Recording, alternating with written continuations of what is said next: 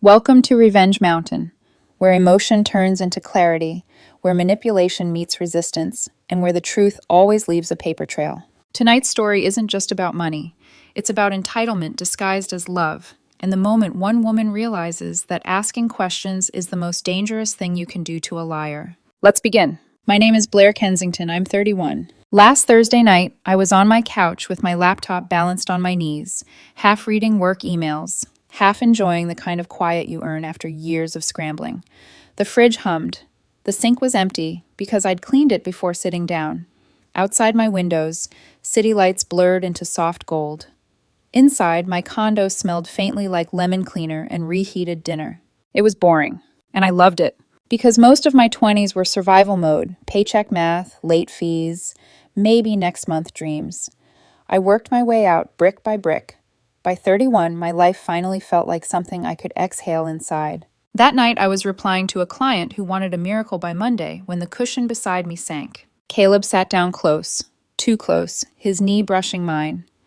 The energy in the room shifted the way it does before a thunderstorm. Not loud, just charged.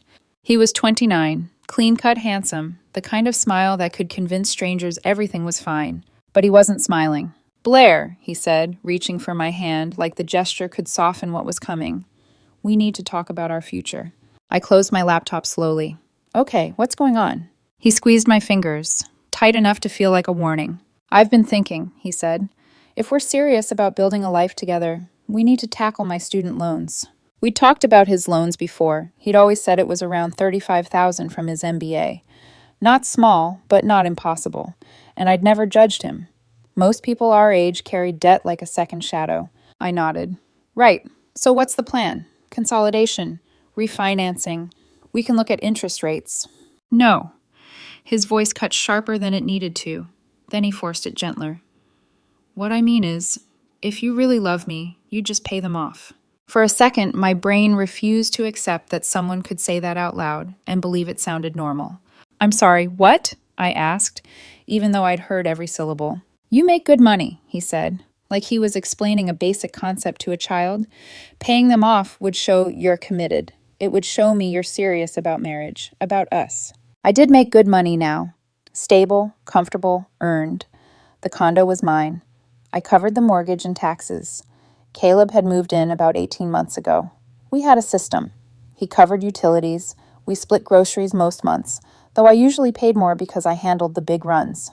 It felt normal. Until the way he looked at me made my stomach tighten. $35,000 is a lot, I said carefully. That's not a casual favor. It wouldn't be a favor, he said. It would be an investment in our future. I held his gaze. Then let's look at the paperwork together. The warmth drained from his face so fast it was like watching a mask slip. "Why do you need to see the paperwork?" he asked. "Because I'm not wiring tens of thousands of dollars without understanding what I'm paying. Interest rates, repayment terms, lender." "You don't trust me," he cut in. "That's not what I said. That's what it means." He pulled his hand away and crossed his arms. "You always do this." "Do what?" "Turn feelings into spreadsheets, you shine," he snapped. "I'm telling you what I need emotionally, and you're making it a business meeting." My throat went tight, not from sadness, but from that familiar anger you get when someone tries to shame you for being responsible. "Caleb," I said low, "asking for paperwork when someone requests $35,000 isn't cold, it's reality." His laugh was sharp. This is exactly what Marcus said would happen. Marcus, his best friend, the one who drank craft beer like it was a personality trait and called women strategic like it was an insult. Of course Caleb had been talking to him. "Marcus thinks women are out to trap men," I said, "so he's not exactly a reliable advisor." Caleb's eyes flashed. "See? Dismissive. Like my feelings are ridiculous." "Your feelings aren't ridiculous," I said. "But this request is huge, and the way you're framing it, like love is a payment. If you loved me," he said, slow and deliberate, "you wouldn't need paperwork." There it was again. Love as leverage. I watched him and felt something cold click into place. "Caleb," I said, "I'm not saying no. I'm saying we do this the right way." He stood abruptly, the cushion bouncing back. Then he said the sentence that made the room go silent in my bones. Lila would have done it without asking questions. Lila, his ex. The woman he swore was ancient history, except he only ever brought her up in arguments, like a ghost he could summon to haunt me into compliance. I stared at him. "I'm not Lila." "I didn't say you were," he snapped. You compared me. He paced like I was the unreasonable one. She just got it. She understood what it meant to show up for someone. The present tense twisted something in my stomach. Then ask Lila to pay your loans, I said, calm on purpose. The words landed like a slap. You're being cruel, he said, voice rising. No, I replied. I'm being clear. This is why men don't feel safe in relationships, he said. You act supportive until it costs you something. I almost laughed. Almost. Caleb, I said, I've supported you for 18 months under this roof. Stability, space, comfort. I'm not refusing to help. I'm refusing to do it blindly. He took a step towards the hallway. I can't believe you're making me beg. I'm not making you beg, I said. I'm asking you to be honest. He turned back, eyes sharp. Fine. If you can't do this for me, then maybe we're not as serious as I thought. An ultimatum, wrapped in emotional velvet. As he stormed into the bedroom and slammed the door hard enough to rattle a framed photo, a quiet instinct I'd relied on in my 20s started whispering. This isn't about student loans. This is about power. I sat on the couch staring at my closed laptop, replaying his words until the pattern sharpened. The vague emergencies he needed cash for. The packages he claimed were returns that never seemed to leave. The tension whenever I mentioned shared expenses. I'd told myself it was stress. Now it looked like strategy. Because if Caleb was telling the truth, paperwork would protect him. If he was lying, paperwork would destroy him. I opened my laptop again, not for work emails. I searched for a name I'd never thought I'd need. A forensic accountant. I didn't sleep much that night. I lay staring at the ceiling while I heard drawers open in the bedroom, a cabinet shut, the muted thud of something set down too hard. He didn't come out to apologize. The next morning, Caleb acted like nothing had happened. He came out showered, dressed for work, smelling faintly of my expensive soap. He poured coffee from the pot I'd set up and leaned against the counter like we were a normal couple having a normal morning. Morning, he said casually. Morning, I replied. He kissed my cheek, quick, light, almost performative, then grabbed a protein bar. No hard feelings about last night? He asked, like he was asking if I'd remembered the trash. I recognized the maneuver instantly. Reset the board, make me the one who has to reintroduce discomfort. I think we left things unresolved, I said. He sighed. I don't want to fight before work. I'm not fighting, I said. I'm asking for clarity. I want to help, but I need to see the loan documents. His jaw tightened. Why are you stuck on that? You know it's real. Then showing me should be easy. He looked away first. I don't have them handy, he said. Then when can you get them? Soon. How soon? He exhaled sharply. Why are you interrogating me? I'm being careful, I said. He grabbed his keys, irritation leaking through the calm. This is why Marcus says men shouldn't depend on women financially. The second we do, we're treated like suspects. He left without another word. And the truth I'd been circling finally landed. Caleb wasn't nervous about debt. He was nervous about scrutiny. Over the next few days, I paid attention. He avoided talking about money unless he was asking for it. He suddenly needed cash for work lunches and unexpected expenses, always vague, never detailed. A medium-sized, unmarked package arrived while I was home. When I asked, he said it was a return. Did you print the label? I asked. Yeah, he said too fast. I'll drop it off later. It sat by the door for days. And whenever I mentioned budgeting, he didn't explode. He just went tense, like a muscle tightening before a blow. One night I said, we should sit down and look at expenses together, especially if we're talking about big financial steps. He went still, then laughed.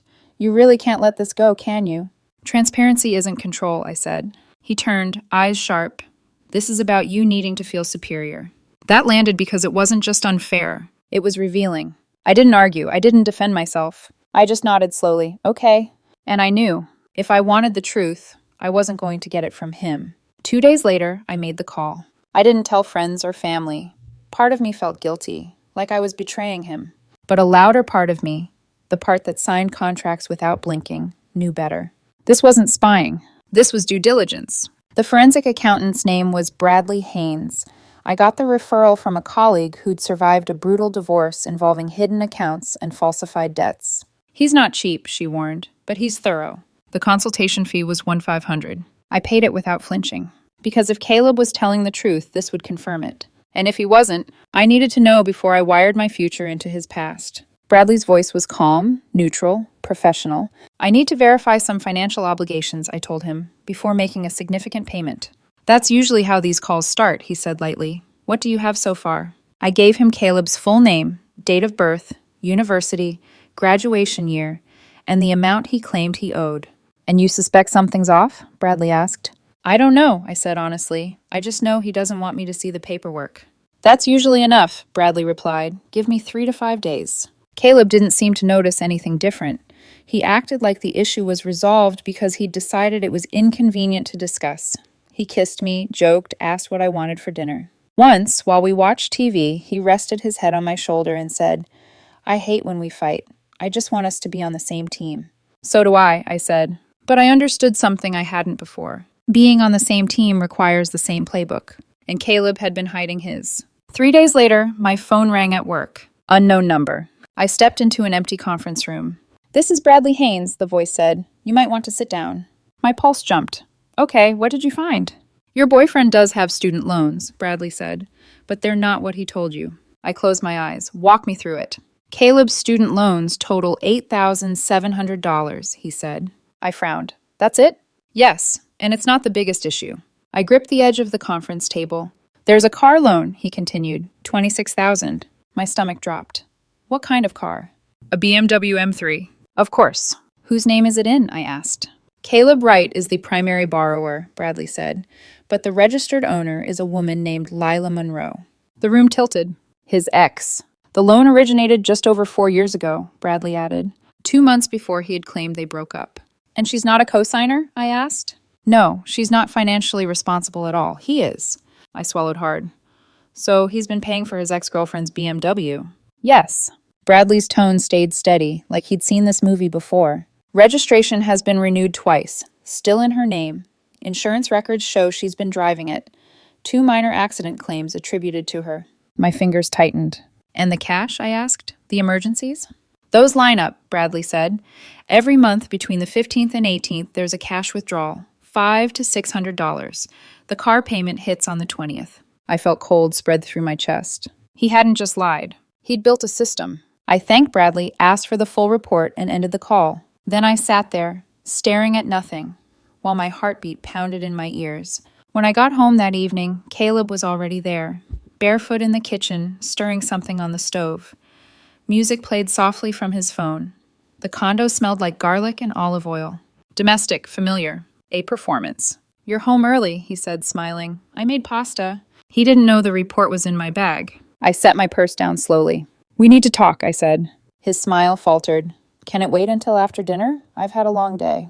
"So have I." I pulled the printed report out and placed it on the counter between us. "I know about the BMW," I said. The color drained from his face. Not confusion. Recognition. Then anger rushed in to replace it. "You investigated me?" he snapped. "Are you serious?" "You asked me for $35,000, I said, "and you lied about what it was for." He laughed, sharp and disbelieving. "This is insane. You went behind my back?" "You've been behind mine for years," I said. "Explain." He started fast, like he'd rehearsed. "Lila manipulated me. She threatened my credit. She said if I didn't help her, she'd ruin me. I had no choice." "You had choices," I said. "You could have told me the truth." "You wouldn't have understood," he shot back. "You're so practical. You don't get emotional bonds." I tilted my head. "You mean the emotional bond you still have with your ex?" His mouth opened, then closed. "Caught." "We're friends," he said weakly. "Friends don't finance each other's luxury vehicles," I said. "And they don't try to make their girlfriend pay for it." He reached toward the papers like he wanted to make them disappear. I slid the report back toward myself. "Don't," I said quietly. His hands dropped. "I love you," he said, voice cracking. "Lila means nothing." "Then why are you paying for her car?" I asked. Silence. Heavy. Damning. "You need to leave," I said. His head snapped up. "You can't kick me out. I live here." "You stay here," I corrected. "You don't own anything here." His face twisted, fury breaking through. "You're heartless. Marcus was right about you." I opened the door. "Pack your things," I said. "Stay with Marcus or Lila. I don't care." He stormed into the bedroom, slamming drawers, muttering insults loud enough for me to hear. An hour later, he was gone. And for the first time since he'd moved in, the condo felt like mine again. Clear, unclaimed by anyone else's chaos. I thought kicking Caleb out would be the hard part. It wasn't. The hard part came the next morning. The first text arrived before sunrise. "I didn't sleep. We need to talk. You're overreacting." I didn't reply. More followed. Apologies wrapped in accusations. Love twisted into obligation. Then the tone shifted. "I can't believe you'd throw me out over money." That sentence told me everything. Not lying, not using me, not paying for his ex's BMW. Money. That's what he thought this was about. At work, my phone kept buzzing. By lunchtime, I had dozens of messages, some from Caleb, some from unknown numbers. One voicemail made my hand go cold. "Hi, Blair," a woman's voice said, syrupy and loud. "This is Marcus's wife. I just think it's really messed up what you did to Caleb. You don't abandon someone you claim to love when they're struggling. That's abusive." Abusive. I deleted it and blocked the number. Then the email started. Not to my personal address. To my work email. Subject line screaming, "Urgent. Please read, you're making a huge mistake. This isn't over." One slipped through the filter. "Blair, you're ruining my life because you couldn't just trust me. Lila never treated me like this. She stood by me." I forwarded everything to my personal email. Documentation. Then blocked him everywhere I could. A few days later, security called my office. "There's a man here asking for you," the receptionist said. "Claims he's your boyfriend bringing lunch." My chest tightened. "That's not true. I don't want to see him." They escorted Caleb out. Apparently, he didn't go quietly. I heard later he'd raised his voice in the lobby, accusing me of financial abuse and stealing his future. My manager pulled me aside afterward. "You might want to consider a restraining order," he said gently. I nodded. I already was. That evening, my credit monitoring app pinged. New credit application detected. Someone had tried to open a credit card using my SSN. I didn't need to guess who had access to it. I called the bank, fraud flagged it, application canceled. Then I froze my credit. And for the first time since this started, I slept. The next morning, an email arrived from Marcus. "Subject, you need to fix this. No greeting, no hesitation, just entitlement. Caleb is staying with me, and he can't pay his share because you cut him off. If you had any decency, you'd help him get back on his feet." Then the threat. "Caleb is considering filing for palimony. You lived together long enough that this could qualify as a common law marriage.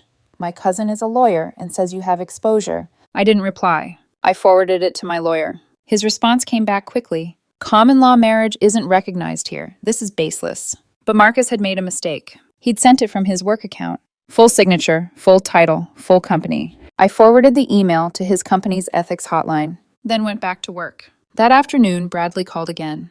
"I did some additional digging," he said. "Figured you might want the full picture." "Tell me," I said.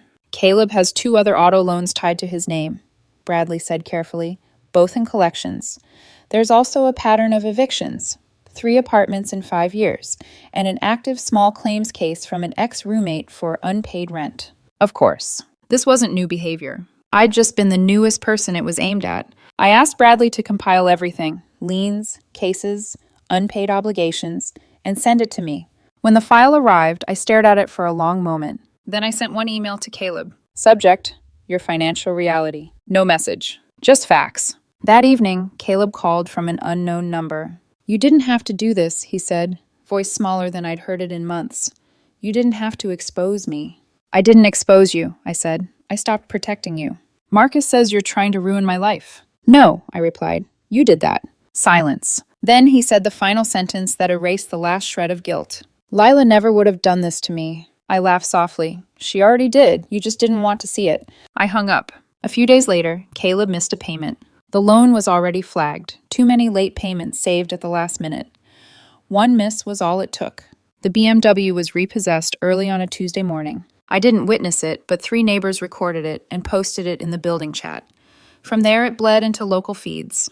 By afternoon, it was everywhere in our small corner of the internet.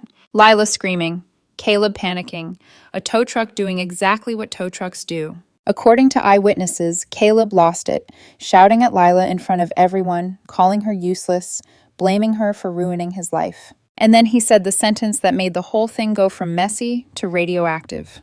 "You couldn't even keep your rich girlfriend paying for my car. What good are you?" Someone captioned the clip.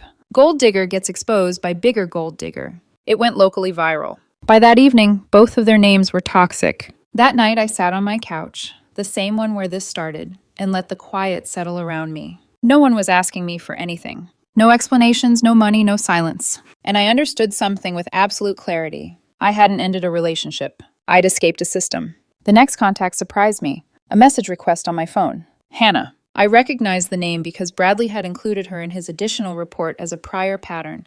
Another woman, same structure, moving in, shared expenses, repeated emergencies, pressure framed as love.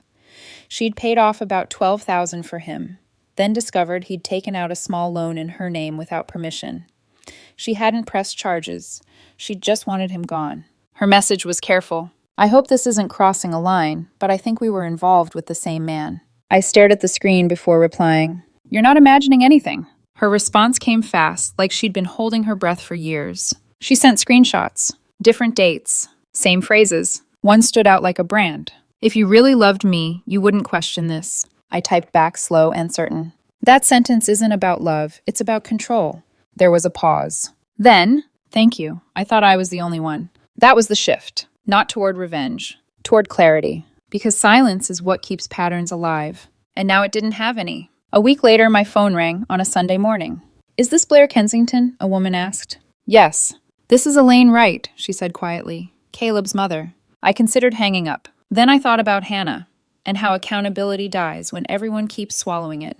You can talk, I said. Elaine exhaled like she'd been holding her breath for days. I saw the videos, she said, and I'm sorry, truly, for what my son put you through. There was no defensiveness in her voice, just exhaustion. He told us you were controlling, she admitted, that you humiliated him over money, but the more he talked, the less it made sense. This isn't new, she said. We've seen versions of this since college. Different women, same chaos. She told me things Caleb had never mentioned. A motorcycle he'd convinced someone to help him buy, then mysteriously lost. Apartments he'd left suddenly, always with a reason that wasn't his fault. Credit cards that appeared and disappeared like ghosts. We tried to help him, she said. Therapy, financial counseling, boundaries. And, I asked. He resented us, she said softly. Said we didn't believe in him. Accountability reframed as betrayal. We cut him off financially 2 years ago, Elaine continued. That's when he stopped calling regularly. I swallowed. So when he moved in with me... Yes, she said. We suspected. She wasn't calling to ask me to forgive him. She wasn't calling to ask me to help. I don't want you blaming yourself, she said. And I'm done pretending this is bad luck instead of behavior. We're requiring therapy if he wants any relationship with us. Otherwise, we're stepping back. After we hung up, Hannah messaged me again. He tried to call me. I didn't answer. I replied with one word. Good. She sent back, learning. A few days after that, a detective called. The identity theft attempt wasn't isolated. Caleb had a prior warning on file 5 years earlier. Same pattern. Different woman. No charges because she hadn't pursued it. This time I did. It didn't explode into headlines. It didn't need to. He accepted a plea deal, 18 months probation, mandatory therapy, restitution, mostly symbolic but permanent on record. Enough to follow him. Enough to warn the next woman who Googled his name. The BMW sold at auction not long after. It didn't cover the balance. There was a deficiency, and it belonged to Caleb, legally, and entirely. Weeks passed. The noise faded. The messages stopped. My condo felt different, not because the furniture changed, but because the tension was gone. No more bracing before opening my banking app. No more scanning conversations for hidden angles. Peace, I learned, isn't loud. It doesn't demand proof. Life kept moving. I went back to routines I'd neglected. Long walks, early mornings, meals eaten slowly instead of between arguments. I even signed up for a financial literacy workshop. Not because I needed it, but because I wanted to sharpen the instincts that had saved me. That's where I met Daniel. No sparks, no drama, just conversation. On our first coffee, I told him briefly why I was cautious. He listened, then said simply, "Paperwork is important. Anyone who says otherwise is hiding something." I smiled. Months later, a connection request popped up on LinkedIn. Caleb Wright wants to connect. Message preview. Hey, no hard feelings about everything. I'm starting a new venture and looking for investors. Thought of you. I didn't hesitate. I clicked ignore. Some people don't change. They just look for new doors. And for the first time, I knew, without doubt, I would never be one again. The story didn't end with fireworks. No cinematic courtroom showdown. No final confrontation where everyone suddenly understood what they'd done wrong. It ended the way most real stories do. Quietly. With a locked door. Frozen credit. A documented record. A cleared space. And one clean truth I'll never forget again. Love doesn't ask you to prove yourself by risking your future. Love doesn't punish you for asking questions. Love doesn't fear paperwork. Only deception does.